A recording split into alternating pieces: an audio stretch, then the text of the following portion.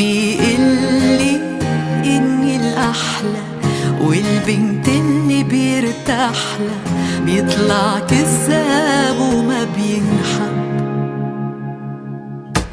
لا